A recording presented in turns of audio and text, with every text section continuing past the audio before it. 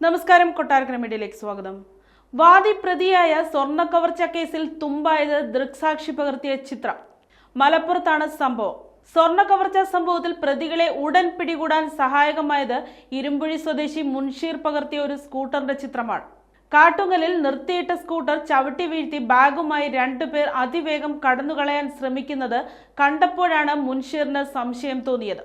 മലപ്പുറം ഭാഗത്തേക്ക് പോയ സ്കൂട്ടറിനെ 1 കിലോമീറ്ററോളം മുൻഷീർ പിന്തുടർന്നു. മൊബൈൽ ഫോൺ ഉപയോഗിച്ച് സ്കൂട്ടറിന്റെ പിറകിൽ നിന്നുള്ള ചിത്രം സാഹസികമായി പകർത്തി. പോലീസിന് കൈമാറിയ ചിത്രത്തിലെ സ്കൂട്ടറിന്റെ നമ്പർ കൃത്രിമമാണെന്ന് ആദ്യമേ മനസ്സിലായി. സമീപത്തെ CCTV ദൃശ്യങ്ങളും പോലീസ് ശേഖരിച്ചു. ഇതിൽ പെട്ടെന്ന് പ്രയോജനപ്പെട്ടത് മുൻഷീർ എടുത്ത ചിത്രമായിരുന്നു.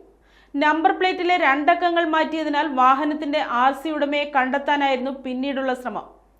പരിശോധനകൾക്കൊടുവിൽ പ്രതികളിൽ ഒരാളുടെ ബന്ധുവിന്റെ സ്കൂട്ടറാണെന്ന് കണ്ടെത്തി.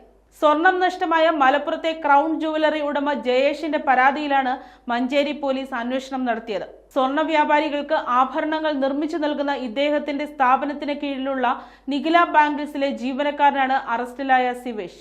സ്ഥാപനത്തിൽ നിന്ന് സ്വർണം കൊണ്ടുപോകുന്നതും കൊണ്ടുവരുന്നതും അറിയാവുന്ന ഇയാളാണ് കവർച്ചയുടെ മുഖ്യ സൂത്രധാരനെന്ന് ജില്ലാ പോലീസ് മേധാവി R വിശ്വനാഥ് അറിയിച്ചു.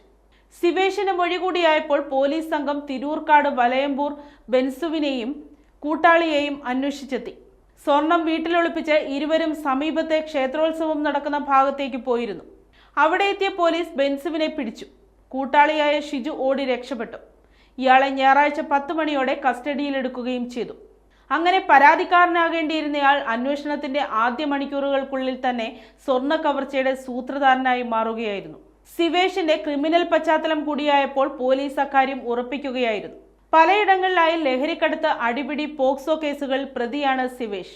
സ്വർണം ജുവലറിയിൽ നിന്ന് കടകളിലെത്തിക്കാൻ പോയ ജീവനക്കാരൻ തിരൂർക്കാട് കടവത്തുംപറമ്പ് സിവേഷ്, സഹോദരൻ ബെൻസു, സുഹൃത്ത് ഷിജു എന്നിവരാണ് കേസിൽ നിലവിൽ അറസ്റ്റിലായത്.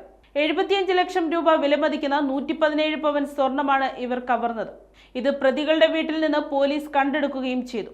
ശനിയാഴ്ച വൈകിട്ട് സിവേഷും സഹായിയായ മഞ്ചേരി സ്വദേശി സുകുമാരനും നിഖില ബാംഗിൾസിന്റെ സ്വർണവുമായി മഞ്ചേരിയിൽ നിന്ന് മലപ്പുറത്തേക്ക് സ്കൂട്ടറിൽ വരുമ്പോൾ കാട്ടുങ്ങലിൽ സ്കൂട്ടറിൽ പിന്തുടർന്നെത്തിയ 2 പേർ ആക്രമിച്ച് സ്വർണം തട്ടിയെന്നായിരുന്നു ആദ്യ വിവരം.